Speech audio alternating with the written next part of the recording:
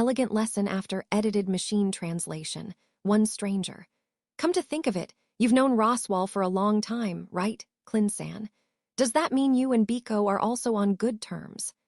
While undergoing training to level up at the Milode residence, an exhausted and sweaty Subaru casually asked this question to the calm-faced Clind. While Subaru looked exhausted and groggy, Clind was stylish and had not even broken a sweat.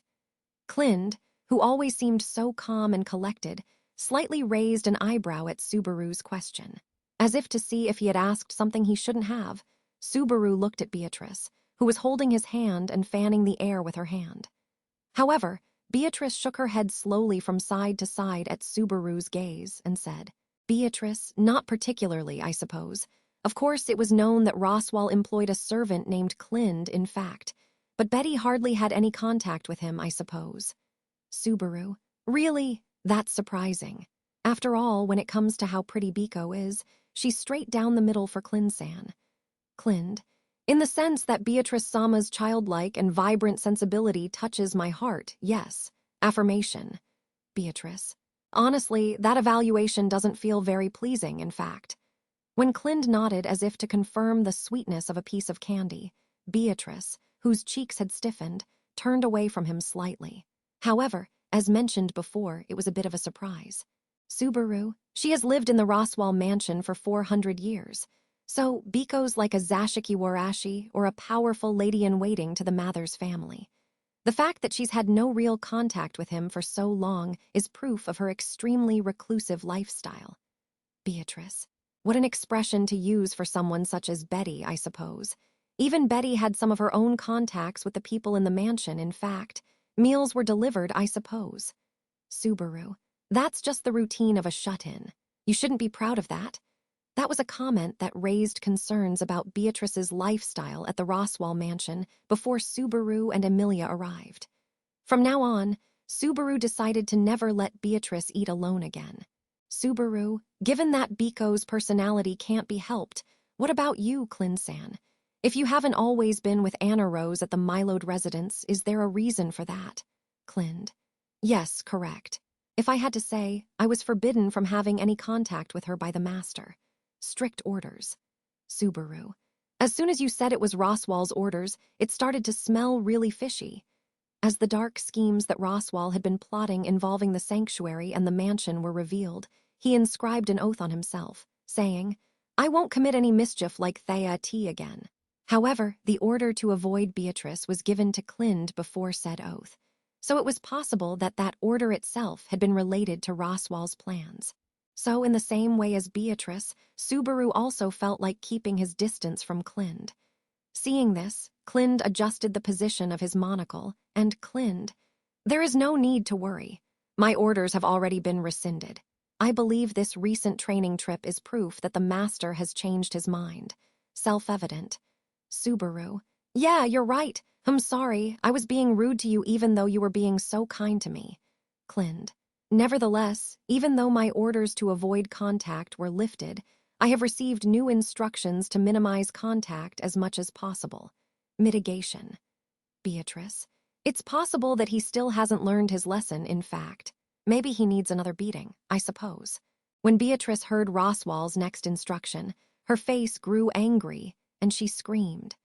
While Subaru was wondering if there was something more to his plans, he was also curious about the contents of the instructions. For whatever reason, Roswal's instructions made it feel like they were intentionally keeping Clind and Beatrice apart. Subaru, "By the way, you're not forbidden to have contact with me, right?" Clind, "As for you, Subaru-sama." Affirmation, "The master has graciously instructed me to train you thoroughly." Roused. Subaru, "I'm glad you're excited to get working, but I see." After he heard Clind's reply, Subaru nodded in agreement and looked at Beatrice. She wore a questioning expression at Subaru's look, but Subaru somehow understood Roswal's thoughts. Roswal's affection for Beatrice was probably genuine. Subaru, "It seems to me that it's like an uncle who can't get his cute niece to like him and is just trying to keep the bad adults away." Given that, Roswal's affection was not being conveyed to Beatrice at all, and he seemed too clumsy and pitiful. However, considering what Roswal had done, he had better suffer for a while, so this amount of misfortune was probably well-deserved. Anyway, Subaru. Getting back on topic, how long have you been working for Roswell, Clin-san? I heard you were in charge of Frederica's education. From what he had heard, it seemed that Clind was the one who had trained Frederica as a maid when she had first left the sanctuary and still did not know her way around. It was hard to believe that he was the head servant at the time, but he was definitely a promising young man. When Subaru asked him this, Clind put his hand to his chin and said, "That is right. Rumination." Clind, I believe it has been about 400 years.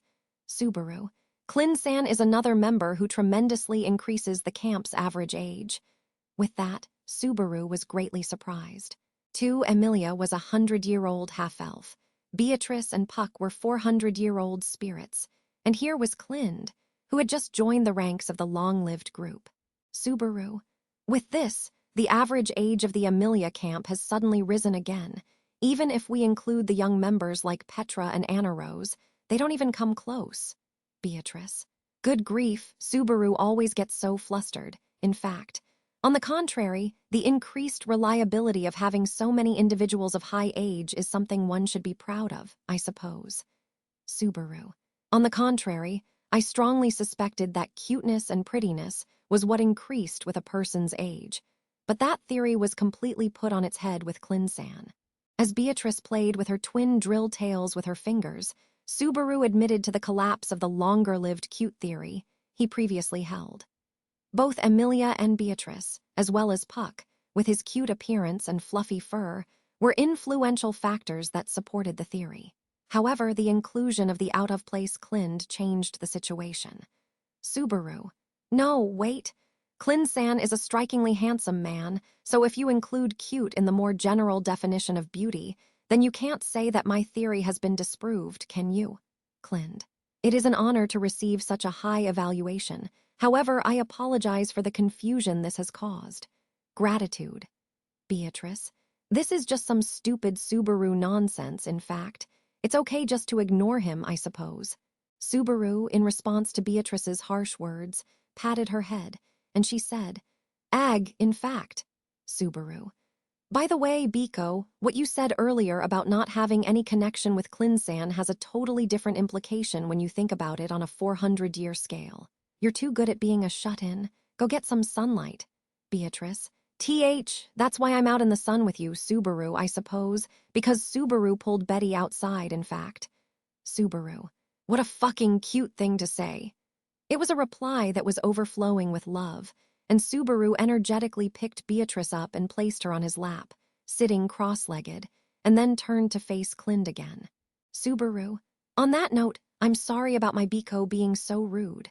Also, ignoring my confusion is okay because it's just nonsense, like Biko says. May I ask you something else? Clind.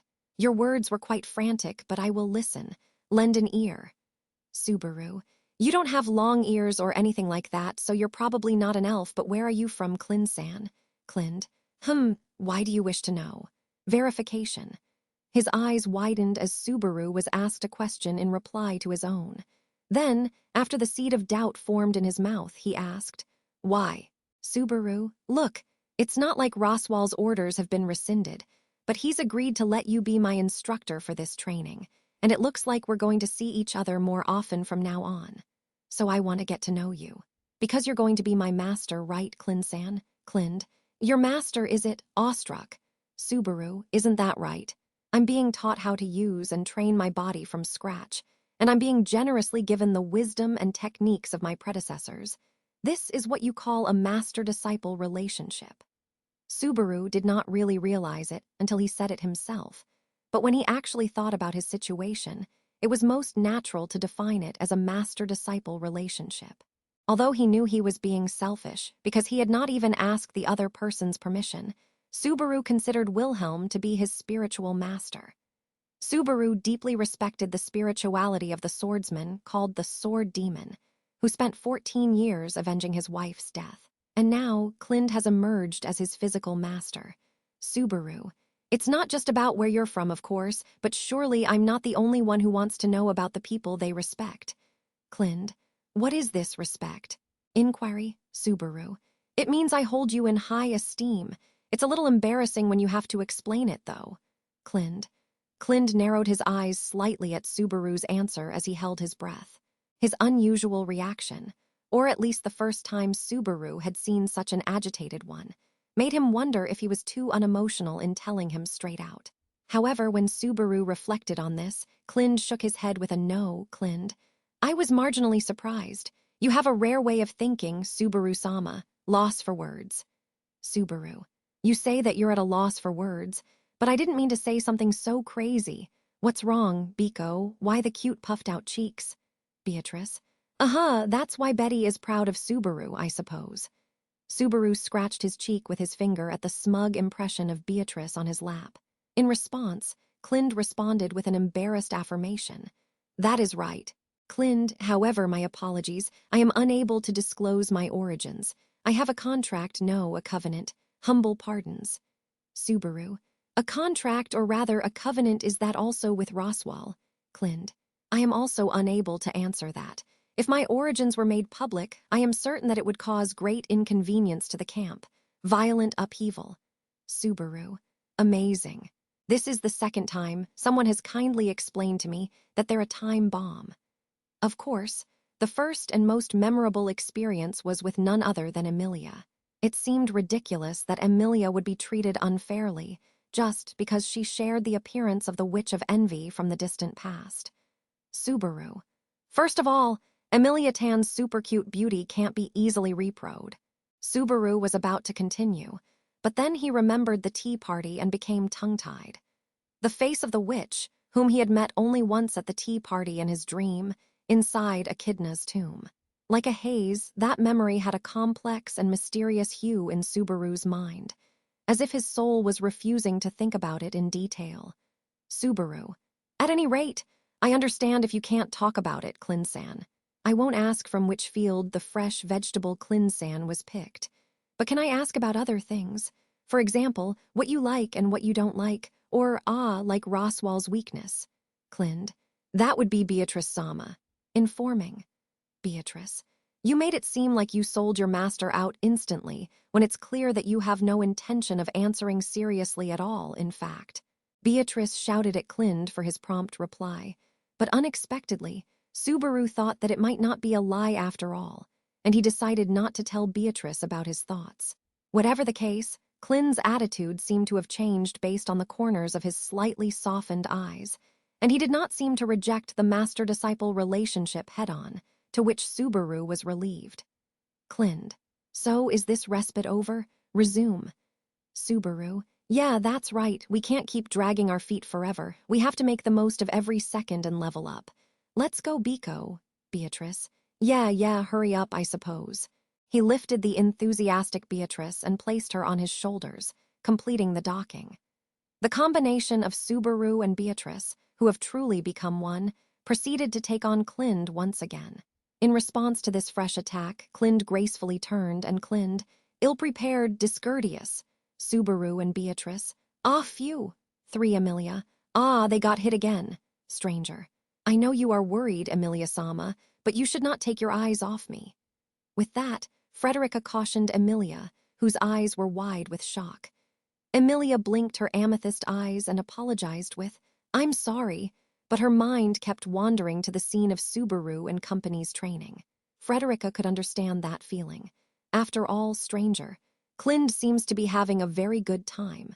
Anna Rose, sitting opposite Emilia, elegantly brought a teacup to her mouth, perfectly following the rules of etiquette as she looked at the same scene and spoke.